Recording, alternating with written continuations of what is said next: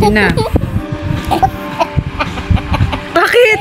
Anong nakakatawa sa dinrawing ko? Oh. Anong nakakatawa sa dinrawing ko? Anong nakakatawa sa dinrawing ko? Ano? Ito naman na.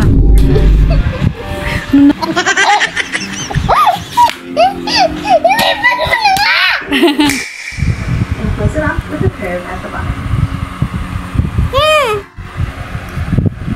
Now for the legs, let's draw 2 angles down and in. Layo ng kulay mo. Ang layo. Ang ganda-ganda ni Ballerina Cappuccina. Yung sa'yo parang si Ballerino Now let's add the feet. tong Ballerino tong. Now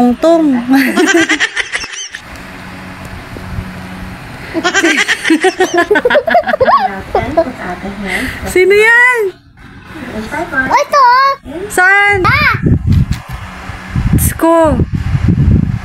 Wait lang, ano to? Apakalayo. Anong nangyari sa ilong? Ba't kanyang ilong? Sige na! Ano sinigin na nga? And now inside, let's add 2 curves first to the fingers. And ganito. Oh. And that's it for the right arm. Now top over and let's draw the left side. For this arm, let's angle it down from the shoulder. And a wavy line.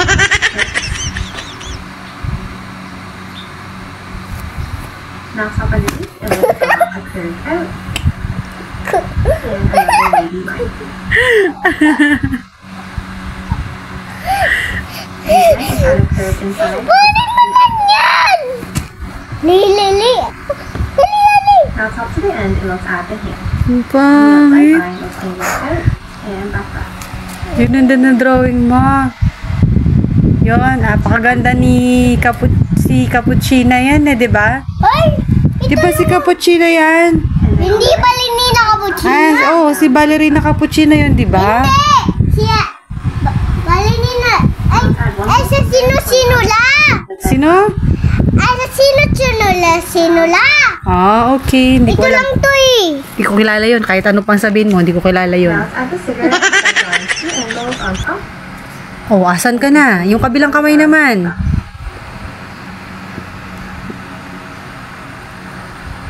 Mami, join mo yung kamay, ma'am. Bakit ako na naman? Ikaw na. Yun na. Bakit? Anong nakakatawa sa dinrawing ko? Tingnan mo! Oh! Anong nakakatawa sa dinrawing ko? Anong nakakatawa sa dinrawing ko? Ano? Maganda naman na. Kamukha naman niya si... Kulang pa siya dito. Oh. Yung sword niya, lagyan natin dito. Ito pa. Dito. Tapos dito, Anong nakakatawa sa dinrawing ko?